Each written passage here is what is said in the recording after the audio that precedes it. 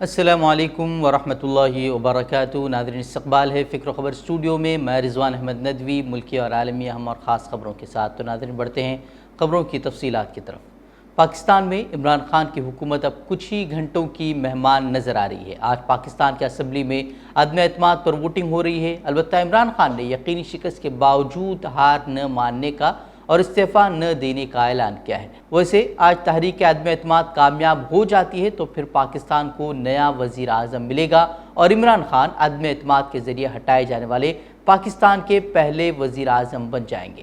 وہیں پاکستان کے وزیر داخلہ شیخ رشید کا کہنا ہے کہ ملک کی جمہوریت کو بچانے کا ایک ہی حل الیکشن ہے۔ انہوں نے کہا کہ اگر الیکشن نہ کرایا گیا تو جھاڑو پھر جائے گا، لڑائی ہوگی، کوئی بڑا حادثہ بھی ہو سکتا ہے۔ انہوں نے اس کا انتباہ دیا ہے۔ انہوں نے کہا کہ دہشت گرد بھی اس ملک میں داخل ہو چکے ہیں۔ انہوں نے کہا کہ یہ بیان وہ وزیر داخلہ کی حیثیت سے دے رہے ہیں کہ اس ملک میں ایک بڑی تعداد میں دہشت گرد داخل ہو چکے ہیں اور یہ ملک کے لیے بڑے خوفناک حالات ہیں۔ وہیں قوم سے خطاب کرتے ہوئے عمران خان نے کہا کہ وہ عدالت کے فیصلے کو تسلیم کرتے ہیں، ساتھ ہی عدالتی فیصلے پر افسوس کا بھی اظہار کیا۔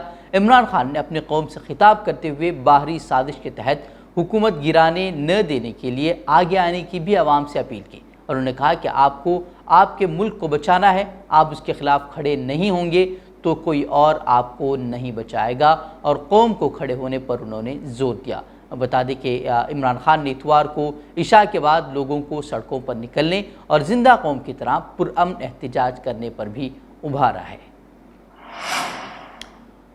ملک میں اب ہر کوئی خود کو ہندوتو کا علم بردار قرار دینے کی ہوڑ میں ہے۔ کل تک جنہیں شاید محلے والے بھی نہیں جانتے تھے، آج ملک بھر میں ان کا نام ٹرینڈ کر رہا ہے، اور یہ چرچے ان کے کسی کارنامے کی وجہ سے نہیں ہو رہے ہیں بلکہ ان کے بھڑکاؤ بھاشن کی وجہ سے ہو رہے ہیں۔ گزشتہ دنوں سے کئی ساری ویڈیوز آ رہی ہیں جس میں ایک شخص مسجد کے باہر کھڑے ہو کر ہجوم کے سامنے مسلم بہو بیٹیوں کی عصمت ریزی کا درس دے رہا ہے، اور بڑے تعجب کی بات یہ ہے کہ اس کے ساتھ پولیس والے بھی اس کی گھٹیا سوچ کو آگے بڑھانے کے لیے اس کے محافظ بنے کھڑے ہیں۔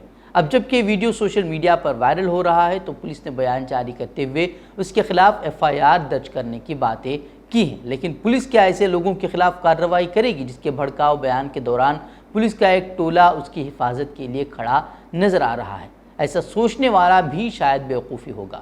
ایک اور ویڈیو ہے جس میں ایک اجلاس سے ایک شخص مسلم خواتین کے تعلق سے فحش اور گھٹیا باتیں کرتا نظر آ رہا ہے۔ اس کے الفاظ اتنے گھٹیا ہیں کہ ہم نہ آپ کو سنا سکتے ہیں اور نہ خود ایسی باتیں اپنی زبان سے کہہ سکتے ہیں۔ ویسے یہ ویڈیو سوشل میڈیا پر خوب وائرل ہو رہی ہیں۔ ویسے جو حالات اب ہم دیکھ رہے ہیں کہ جو کام کبھی ہندوتوادی تنظیموں کے سربراہان کیا کرتے تھے، ان کے بڑے لیڈران کیا کرتے تھے، ایسے بیانات اب ہر کوئی دے رہا ہے، اور حیرانی کی بات یہ ہے کہ اس کی حمایت میں لوگ اب کھڑے بھی ہو رہے ہیں اور اس کی باتوں کو، اس کی تقاریر کو سوشل میڈیا پلیٹ فارم پر پھیلایا جا رہا ہے، اور اب ہر کوئی پبلسٹی اسٹنٹ کے طور پر یہ چیزیں کرتا نظر آ رہا ہے، اور یہ جو صورتحال ہے وہ کافی خطرناک شکل اختیار کرتی جا رہی ہے۔ اب تو شاید ہندوتوادی بڑی تنظیموں کو بھی ڈر لگنے لگا ہے کہ کہیں ان کا نام و نشان نہ مٹ جائے۔ ویسے اگر اس طرح کی چیزوں کو روکا نہیں جاتا ہے تو پھر ہندوستان کا مستقبل کیا ہوگا اللہ جانے۔ حکومت تو پہلے ہی 80-20 کی باتیں کر مسلمانوں کو دوسرے درجے کا شہری بنانے کی طرف پہل کر ہی رہی ہے، اور باقی تمام جو کام ہیں وہ یہ ان کے چیلے، ان کی ہندوتوادی تنظیمیں اور ان کے غنڈے یہ کھلے عام نفرتی بیانات توڑ پھوڑ اور ڈرا دھمکا کر رہے ہیں۔ ویسے ایک طرف ملک میں اقلیتوں کے خلاف نفرتوں کا زہر گھولا جا رہا ہے پولیس کی موجودگی میں، تو دوسری طرف صحافیوں کی آزادی بھی اب خطرے میں ہے۔ پولیس شرپسندوں کو تحفظ فراہم کر رہی ہے تو سوسائٹی میں تبدیلی کے خاطر صحافتی فریضہ انجام دینے والے صحافی اب پولیس کے نشانے پر ہیں۔ مدھیہ پردیش میں صحافیوں کو سبق سکھانے کے لیے ایک تھانے میں انہیں نیم برہنہ کر دیا گیا۔ BJP کی قیادت والی شیوراج سنگھ چوہان حکومت نے واقعے پر شدید تنقیدوں کے بعد انکوائری کا حکم دے دیا ہے۔ 2 پولیس اہلکاروں کو معطل کر دیا گیا ہے۔ وہیں صحافیوں کی ملک گیر تنظیم ایڈیٹر گلڈ آف انڈیا نے پولیس کی جانب سے صحافیوں کو غلط طریقے سے گرفتار کرنے، انہیں برہنہ کرنے اور ان کی بے عزتی کو افسوسناک اور شرمناک قرار دیا ہے۔ ایڈیٹر گلڈز آف انڈیا کے جنرل سیکریٹری کا کہنا ہے کہ زیادہ افسوسناک بات یہ ہے کہ پولیس نے صحافیوں کی نہ صرف نیم برہنہ تصویریں اتاری بلکہ ان کو شرمندہ اور بے عزت کرنے کے لیے ان تصویروں کو سوشل میڈیا پر پوسٹ بھی کیا۔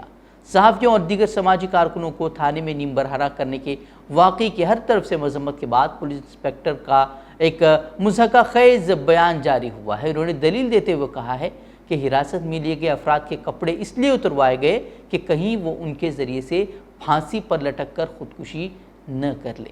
ایڈیٹر گلڈ آف انڈیا نے وفاقی وزارت داخلہ سے صحافیوں کے خلاف پولیس زیادتیوں کا فوراً نوٹس لینے اور سخت کارروائی کرنے کی بھی اپیل کی ہے تاکہ قانون نافذ کرنے والی ایجنسیاں ہیں وہ جمہوری اقدار اور آزادی صحافت کا احترام کر سکیں۔ وزیر داخلہ امت شاہ کا کہنا ہے کہ ہندی کو مقامی زبانوں کے نہیں بلکہ انگریزی کے متبادل کے طور پر قبول کیا جانا چاہیے۔ انہوں نے کہا کہ وقت آ گیا ہے کہ سرکاری زبان ہندی کو ملک کی یکجہتی کا ایک اہم حصہ بنائیں۔ وزیر داخلہ نے کہا کہ غیر ہندی ریاستوں کے شہری ایک دوسرے کے ساتھ بات چیت کریں تو بھارت کی بھاشا میں ہو، یعنی کہ ہندی میں بات کریں۔ شاہ نے 9ویں جماعت تک کے طلباء کو ہندی کا ابتدائی علم فراہم کرنے پر بھی زور دیا۔ وہیں امت شاہ کے بیان پر کرناٹک کے سابق وزیر اعلیٰ اور کانگریس کے لیڈر سدھارمیہ نے اعتراض ظاہر کیا۔ انہوں نے کہا کہ ہندی ہندوستان کی قومی زبان نہیں ہے۔ انہوں نے بی جے پی پر الزام لگایا کہ بی جے پی غیر ہندی ریاستوں کے خلاف ثقافتی دہشت گردی کا اپنا ایجنڈا شروع کرنے کی کوشش کر رہی ہے جسے ہم کسی بھی صورت کامیاب ہونے نہیں دیں گے۔ اندر بڑھتے عالمی خبروں کی طرف، روس نے ایک مرتبہ پھر خطرناک قسم کی جارحیت کا مظاہرہ کرتے ہوئے یوکرین کے شہر میں ریلوے اسٹیشن پر پے در پہ کئی راکٹ داغے ہیں جس میں 39 افراد کے ہلاک ہونے کی تصدیق ہوئی ہے جبکہ 100 سے زائد مسافر زخمی بتائے جا رہے ہیں۔ اس حملے کے بعد وہاں پر افراتفری مچ گئی تھی۔ انتظامیہ کا کہنا ہے کہ ہلاکتوں کی تعداد میں اضافہ ہو سکتا ہے کیونکہ اب تک لاشوں کی صحیح تعداد سامنے نہیں آ سکی ہے۔ اس حملے سے سخت ناراض یوکرین کے صدر ولادیمیر زیلنسکی نے روس کی سختی سے مذمت کی۔ انہوں نے کہا کہ ہماری ہمت اور ہمارے عزم کا مقابلہ نہ کر پانے والا روس اب ہماری نسل کو ختم کرنے کے در پہ ہے۔ وہیں اقوام متحدہ کی جنرل اسمبلی نے روس کو انسانی حقوق کی کونسل سے معطل کر دیا ہے کیونکہ روسی فوجیوں پر الزام ہے کہ وہ یوکرین میں انسانی حقوق کی منظم خلاف ورزیاں کر رہی ہے۔ امریکہ کی پیش کردہ قرارداد کے حق میں 93 ووٹ آئے جبکہ 24 ممالک نے مخالفت میں ووٹ دیا۔ ویسے ہندوستان ان 58 ممالک میں شامل تھا جو ووٹنگ کے دوران غیر حاضر رہا۔ ویسے یوکرین جنگ کے سبب امریکہ اور یورپی ممالک نے روس پر کئی طرح کی معاشی پابندیاں عائد کر دی ہیں تاکہ روس پر قدغن لگایا جا سکے، لیکن اب تک ایسے کوئی آثار دکھائی نہیں دے رہے کہ روس پر اس کا کوئی اثر ہوا ہو، بلکہ اس نے اپنی معیشت کو بچانے کے لیے ایک ایسا اقدام اٹھایا ہے جس سے خود امریکہ کو مشکلوں کا سامنا کرنا پڑ سکتا ہے۔